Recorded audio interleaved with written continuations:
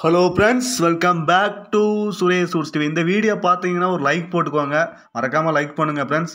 அது இல்லாமல் இன்றைக்கி என்ன வீடியோ பார்க்க போகிறோம் பார்த்தீங்கன்னா, விஜய் அவர்கள் இது கடைசி படம் 69 தான் கடைசி படம்னு சொல்லிட்டு விஜய் ரசிகர்கள்லாம் ஒரு இன்ஸ்டாகிராம்லேயும் சரி யூடியூப்லேயும் சரி பயங்கர ஒரு சோக கீதங்களை தான் போட்டுக்கிட்டு இருக்காங்க. அவர் சினிமா விட்டு போகல, அவர் சின்னதாக பிரேக் எடுக்கிறாரு.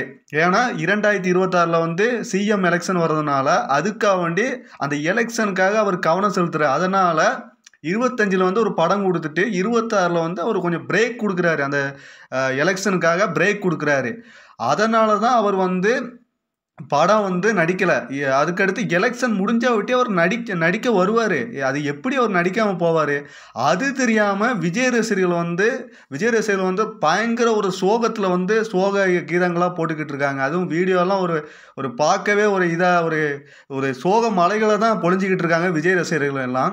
அதை பார்த்தா என்ன தெரியுதுன்னா, கொஞ்சம் ப்ராக்டிக்கலாக யோசித்து பார்க்கணும். விஜய் ரசிகர்கள் ப்ராக்டிக்கலாக யோசித்து பார்க்கணும். ஏன்னா விஜய் அவர்கள் 2026 சிஎம் எலெக்ஷனுக்காக போகிறனால இப்போ படத்தில் நடித்தா அரசியலில் அவர் கவனம் செலுத்த முடியாது. அதனால் 26க்காக அவர் ஒரு பிரேக் எடுக்கிறாரு.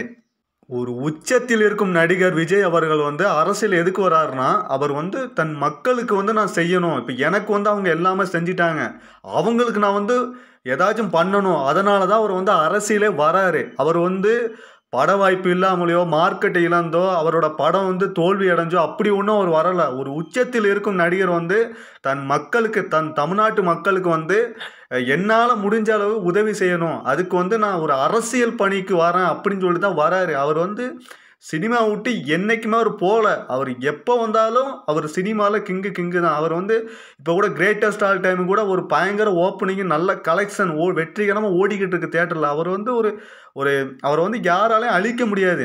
அவர் பீக்கில் இருக்கும் போல் அரசியல் வராரு. அவர் தன் மக்களுக்கு உதவி செய்யணும். தமிழ்நாட்டு மக்களுக்கு எனக்கு எவ்வளவோ பண்ணியிருக்காங்க, அவங்களுக்கு நான் கைமாறு என்ன பண்ணணும், அதனால் அவர் அரசியல் வராரு. அரசியல் அவரோட பவரை காட்டுறாரு. பவரை காட்டுறதுக்கு தான் வராரு.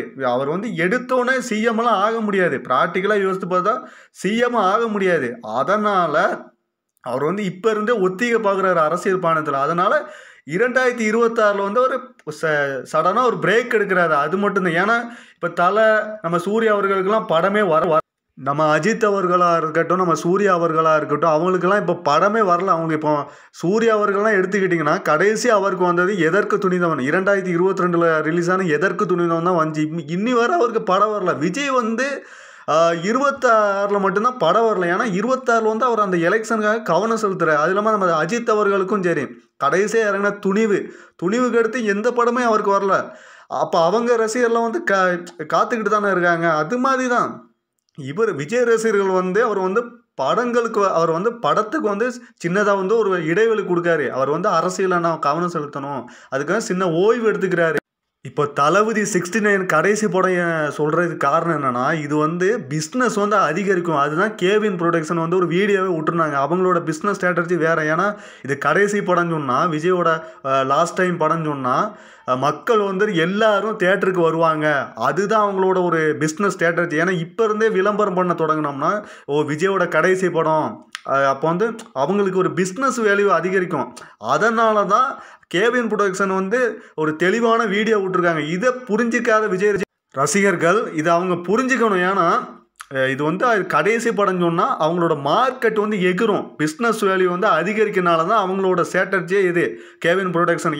அது இல்லாமல் இப்போ விஜய் அவர்கள் அரசியல் போகிறனால அரசியலை தான் சற்று கவனமாக இருக்கணும். ஏன்னா ஒவ்வொரு பேச்சிலும் சரி ஒவ்வொரு நடவடிக்கையிலும் சரி கவனமாக இருக்கணும். அது விஜய் அவர்கள் எப்படி அதை கையாள போகிறாரு விஜய் அவர்கள், அதுதான் இப்போ போய்கிட்டு இருக்கு. ஏன்னா அரசியல் வேறங்க, இப்போ சினிமா வேறு. இப்போ சினிமாவில் விஜய் ரசிகர்கள் இப்போ விஜய் அஜித் ரசிகர்கள் மோதிக்கொள்கிற மாதிரி அரசியலை மோத முடியாது. ஏன்னா அரசியலில் நம்ம கவனமாக இருக்கணும். அது இல்லாமல் அரசியல் ஒரு கிரிமினல் மாதிரி. அங்கே அரசியல்வாதிகள் இருக்கவங்கள கிரிமினல் பிடிச்சவங்க, அவங்கள்ட்ட நம்ம எப்படி கையாள போகிறோம். அது இல்லாமல் இப்போ விஜய் அவர்களுக்கு இப்போ மாநாடு நடக்க போகுது.